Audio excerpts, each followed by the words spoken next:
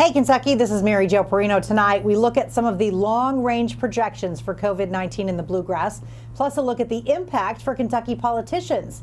And we'll catch up with Drew Franklin as he remains healthy at home. All that and more is next on Hey Kentucky.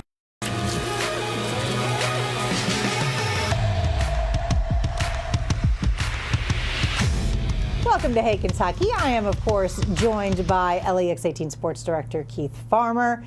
I have just loved having you on this show. It's been awesome. I hope you've enjoyed it. It has been great. It's been a breath of fresh air, just something different for me to kind of put my hat into. It's unfortunate what we have to talk about constantly. Most of the time, correct. It is what it is. All right, so let's get started with those things.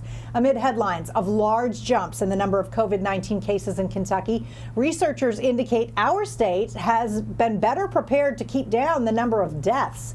While projections show we will experience hundreds of fatalities over the length of the crisis, the numbers are lower than in surrounding states. Researchers at the University of Washington estimate the death toll will be equal to 0.018 of Kentucky's 2019 population. That's lower than any of the states sharing a major border with us.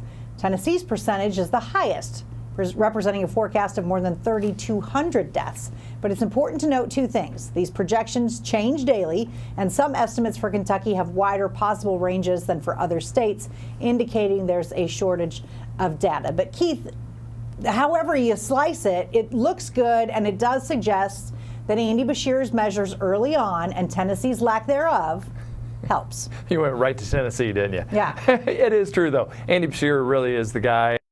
People around him got out everything in a hurry, and they have kept us more safe than those states around us. I mean, you can't do anything but say thanks to them for what they have done. And our population is at higher risk. We've done that story too. Yes. So to have a higher risk population and lower fatality rates says a whole lot. It really does. All right.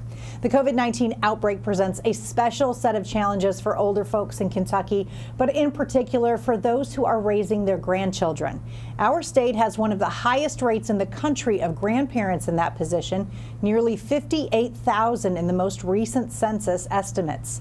At least half of those older adults are 60 or older, making them more vulnerable to the coronavirus. And now they're living with children or teens who may be transmitting it. Organizations across the state have stepped up to provide free food, technological support, and other resources to seniors. Employees stress that grandparents shouldn't be afraid to ask for help if they need it. And Keith, presumably they're already taking on something that maybe they hadn't planned for in their life, and now this. So yes, ask for help. Someone will help. Yeah, definitely. And I definitely remember when I was in Louisville, I saw situations like this where grandparents were raising some teenagers and such. So hopefully they are getting that help, and they've got people around them that can give them some help and keep everybody safe and healthy. And honestly, while we're not able to go to church on Sundays, a lot of churches have other ways to reach out. So reach out to your local churches or where you go, because there is help available there. Nonprofits, churches, anybody will help out in this time. Yep. All right, last night we talked about the Kentucky legislature's move to change plans and adjusting to the pandemic by shortening the session and reducing the budget plan to 1 year. Today, more changes were apparent. In the House, members were meeting in groups of 25 and were also able to cast their vote electronically. Lawmakers were maintaining social distancing, and some were seen wearing gloves or masks. The budget was passed and sent to Governor Beshear this afternoon. And Keith, it looks so different from what Andy Beshear had initially sent, as it should. Yes. But there looks like there's going to be no more raises, and I understand. Yeah, I mean, we all have to understand it at this time. It's such a, any budget that anybody is making right now at home is going to look different than they expected this year to turn out. So obviously our government is going to be the same way. Yep. All right. With many people hurting during the coronavirus shutdowns, LEX 18 and the Scripps Howard Foundation are teaming with God's Pantry Food Bank for the Hope Over Hunger project. We at the station are encouraging businesses to consider matching our $10,000 donation to help the hungry. If you need help or would like to support the cause, just go to lex18.com/hope. Own or manage a business or restaurant that's open and adapting to a new way of serving customers, LEX 18 News would like to share your your story by heading to the lax18.com/open page. There you can submit your business or find links to see restaurants and businesses that are still open during the COVID-19 crisis. Senate Majority Leader Mitch McConnell has launched a campaign ad in Kentucky that touts his role in passing the $2.2 trillion economic rescue package. The TV spot that debuted across Kentucky today boasts of the benefits going to cross sections of Americans and McConnell's role in orchestrating the passage of the sweeping aid measure. America is in crisis like never before, and in times of crisis, we look to leaders. Mitch McConnell led the passage of the biggest economic rescue package in history.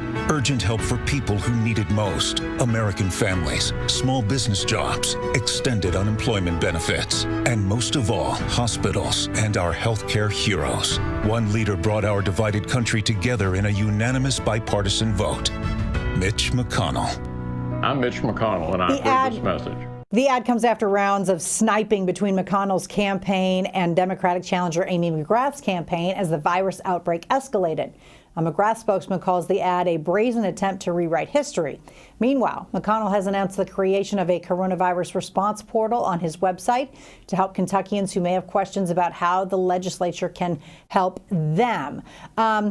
Yes, Mitch McConnell was part of this, Keith, but it's everybody. I mean, he didn't force it through, right? It was almost unanimous that this had to be done. He was a part of it, though, and he was, along with a bipartisan effort, a big part of helping get this done and making sure that Americans were taken care of. I also applaud the fact that he's putting something on his website to answer questions and help out Kentuckians in this time. I get the feeling he didn't put it on the website. He probably did. No. Right. We've also got on the Kentucky congressman who drew criticism from many, including President Trump, for his approach to the coronavirus relief bill. Thomas Massie is bragging about his stalling tactics and hauling in campaign cash for his re-election bid. The campaign for the 4th District Republican says it raised more than $110,000 over the 3-day period when he was in the spotlight for his failed attempt to force a roll call vote on the relief on Capitol Hill, which also drew opposition from health experts and political leaders who recommended that people not travel or gather in large groups. Then they said, this is the rich one here. It's not safe for. Listen, 96 senators made it to work that on Tuesday.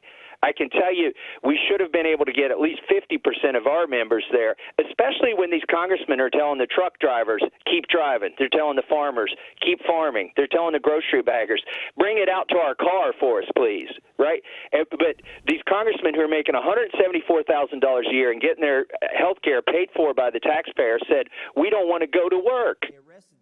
Massie later came out in favor of holding digital congressional hearings during the pandemic. The congressman says he was offered bribes to back away from his opposition and also received death threats. Keith, first of all, I can't wait till we're in an era where, you can not get death threats. Anybody says anything, they get death threats. Who knows? Yeah, that's horrible. But I don't think the Congress doesn't want to work. I think they want to work safely. Yeah, but also, why is he trying to benefit right now? Benefiting in this time. It's one thing when you're McConnell and you're putting out an ad, but it's another when you're just bragging about raising the money during this time. I think it also came out to $65 per person, so I'm not sure exactly what he was bragged to me. Yeah, but I get you. It's not the optics aren't great about saying, well, I raised this much money during this Yes. time.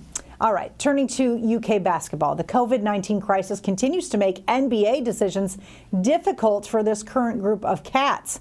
Guys like Emmanuel Quickley, Ashton Hagans, Nick Richards, they face challenges of not really being able to test the waters with no combine, no workouts, and no idea when the NBA will hold a draft. Now you can throw in a lack of agents interested in helping too.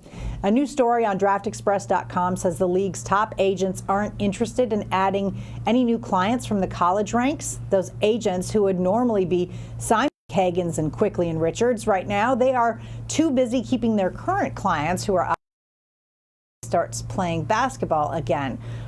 Keith, I can understand not taking on a player because of the uncertainty of whether or not they'll get drafted and make a team. Yeah, I hadn't really thought about this until this came out, but you have to remember that there are a lot of NBA players right now who aren't getting full salaries, and so now they're going to their what are we doing here, you know? And so they're having to keep those guys happy right now until they can figure out what's going to happen in a season. Oh, man. So much up in the air. All right, up next on Hey Kentucky, does the name Drew Franklin ring a bell? We decided to catch up with the Hey Kentucky co-host, who is one of several on hiatus during our social distancing era, but we bring him back on the show next.